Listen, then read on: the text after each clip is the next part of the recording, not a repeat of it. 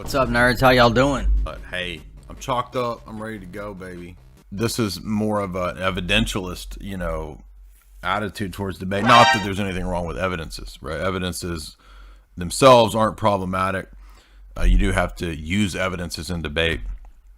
But this is a little different because it's not a debate about apologetic methodologies. So one kind of misunderstanding we probably should dispel is the idea that if you're a presuppositionalist or if you use a transitional argument, you don't believe in evidences. You're against evidences. Totally not true. Evidences come into play all the time, and in fact, there's nothing but evidence for Christianity. That's precisely the point of presuppositionalism, is that it's the most extreme evidentialist position that you could have, because there's nothing but evidence for Christianity. Mate Fred, mate's just giving his introduction. Tonight I'm going to defend the statement that it's reasonable to believe Jesus of Nazareth rose from the dead. Can you hear that? Matt has the burden of defending the negative, that it's not reasonable to believe Jesus rose from the dead. In order for each of us to defend our positions, we each have to present a standard for what makes a belief reasonable, especially belief in unusual, unrepeatable events. However, being reasonable is not the same as being convincing. You could fail to be convinced by a belief, but still think that the belief is reasonable. For example, Matt is not convinced of Alex O'Connor's ethical veganism, but I doubt Matt would say Alex is unreasonable for being an ethical vegan. Likewise, Matt's personal doubts about the resurrection are irrelevant to whether belief in the resurrection is reasonable. Instead, Matt has to defend an objective standard for what makes beliefs reasonable or... Now, this is a great point. I like where Trent has gone here, and it's precisely the approach that I would go if I was debating Matt, right? And when we did the debate with Matt, we kind of started out in this arena where we wanted to go to Matt's presuppositions. Of course, that doesn't mean that Trent is a presuppositionalist. I'm not saying that. But I like that he's going to the epistemic question, and he's saying, well, first of all, Matt, we've got to understand that just not being convinced, your psychological state of being unconvinced does not mean that a position is necessarily unreasonable, for the very fact that we can find all kinds of positions that you disagree with, but that you still don't think are unreasonable. So it sounds like Trent's going in the direction of, like he said, he's going to try to pin Matt into giving an account of, well, then what is the criteria for something being reasonable in Matt's worldview? But I don't know for sure. Let's see what he does. Unreasonable. So let me offer 3 tests to see if belief in an unusual event is reasonable. Number 1, does the belief contradict well-established facts about the subject in question? If it does, then the belief is unreasonable. For example, the claim that everyone buried in Arlington National Cemetery physically rose from the dead would be unreasonable because it contradicts the facts about those bodies still being in the ground. But claiming Jesus rose from the dead doesn't contradict any similar fact about Jesus remaining in his tomb.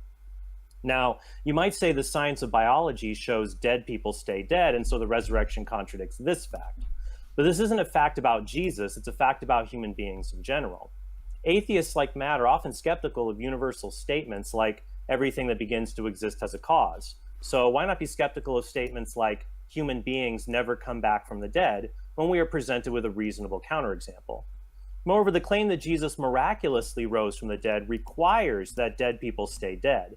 That's because a miracle is a supernatural intervention that serves as a sign of God's revelation.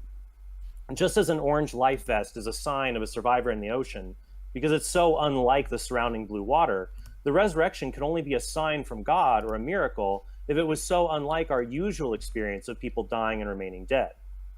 But does this mean we have to accept every miracle claim that doesn't contradict a fact about the subject in question? No. Here's test number 2. Is there a lack of evidence we would expect if the event did occur? If there is, then it's unreasonable to believe the event occurred.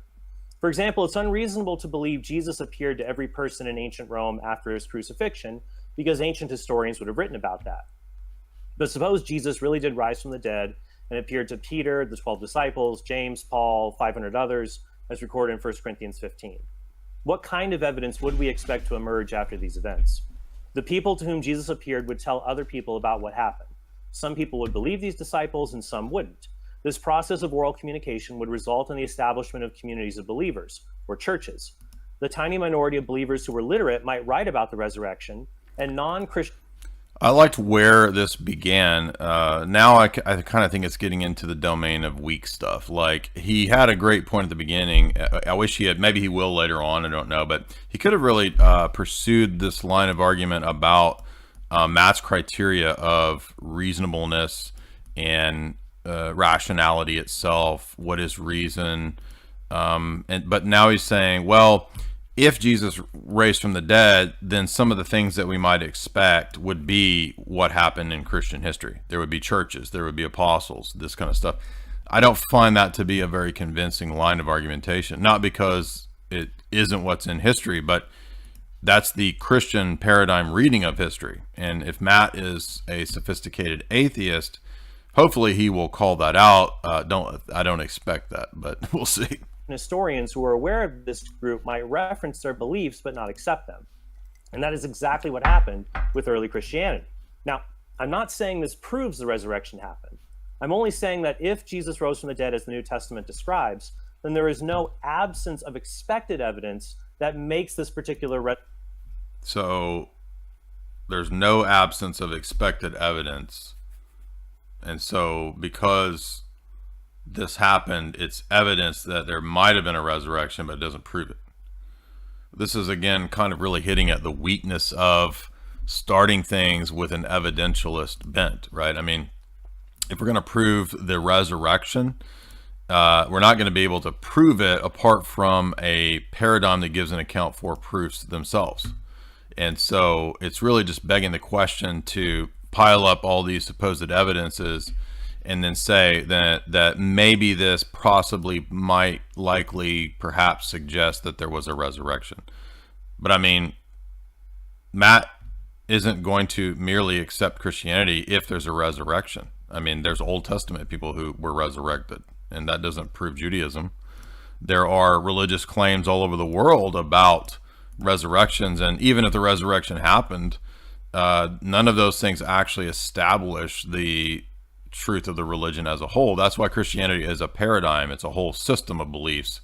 It's not a piecemeal thing that you pick and choose from. You would only think it's a piecemeal thing that you pick and choose from if you have a Thomistic evidentialist bent. But again, if Matt is competent and coherent in, for let's say, accepting the doctrine of one guy resurrecting, maybe he starts his own cult about one guy who resurrects, right? Maybe he thinks Jesus resurrected, and that now gives him the impetus to start the Matt cult of Jesus. I mean, isn't this what every cult and sect does? So this whole idea that just merely proving that or arguing that the resurrection is reasonable is not good in terms of proving Christianity. Because Christianity is not a piece by piece thing that you stack up. It's a whole set of beliefs. And the Trinity is just as necessary as the resurrection. Creation ex nihilo is just as necessary as the doctrine of the resurrection. The virgin birth is just as necessary as the inspiration of the scriptures. They all go together, and it's a set of beliefs. And there's not a piecemeal thing by which you assume that one doctrine is more self-evident than the other doctrines. Resurrection belief unreasonable. But an unusual belief could still be unreasonable even if it passes these two tests, which brings us to the final test. Is the evidence for the unusual event just as easily accounted for by a usual... And I would add too, and I think Father Deacon would probably agree with this critique, which is that this approach from the outset kind of already assumes a theory-neutral look at evidence and proving things. And so Trent's whole approach is assuming that evidence and proving things isn't theory-laden, as if you can do that apart from the system of your other beliefs that you have, right? There's not a theory-neutral notion of proof and evidence. I mean, by the mere fact that you can convince atheists of all kinds of things and they don't accept the rest of the doctrines of Christianity. Even if Matt agrees that it is reasonable that Christ was raised from the dead, there's a whole host of other sects that he could choose. There's a whole host of other false religions. or again, his own cult that he could make up. So when you grant from the outset that Matt, as an atheist, has the correct paradigm of interpreting the evidences, you're already surrendering the very thing that's in question, which is Matt's whole paradigm of atheism and autonomous reasoning.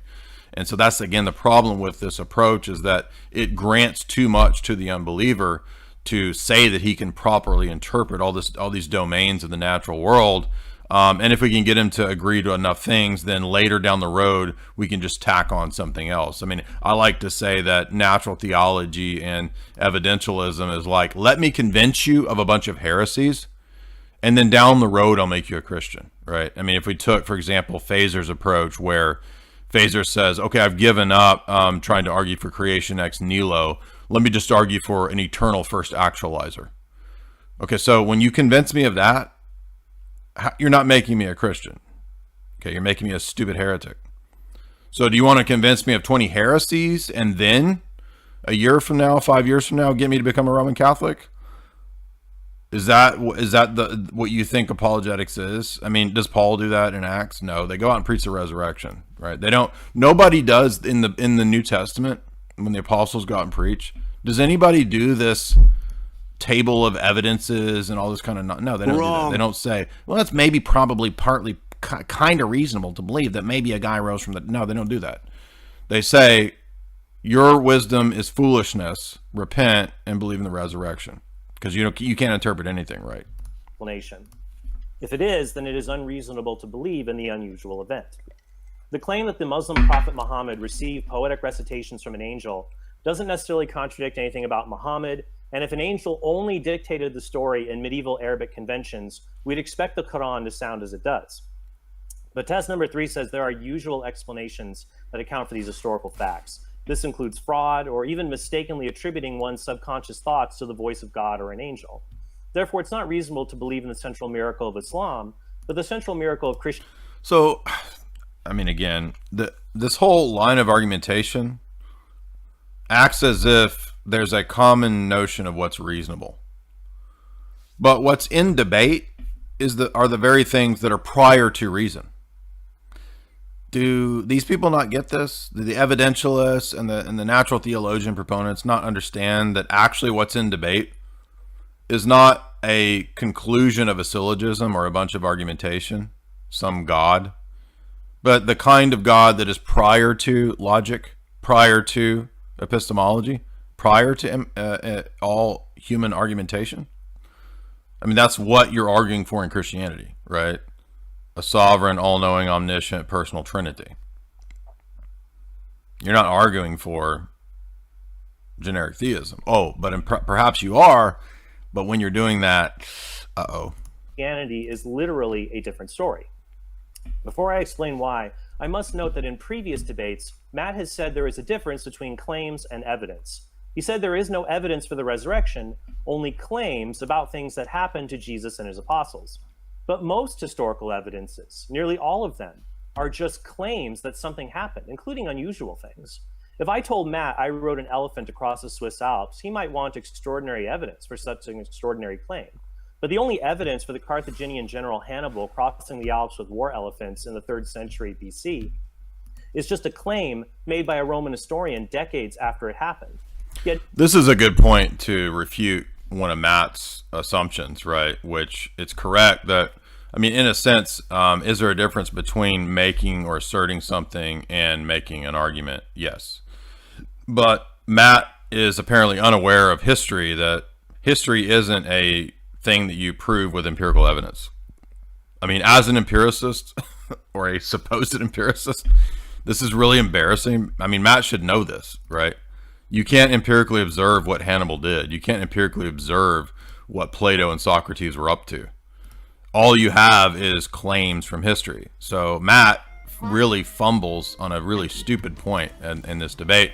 And this is precisely what Lewis clips out, which is correct, what I think where Trent's going to get him on this.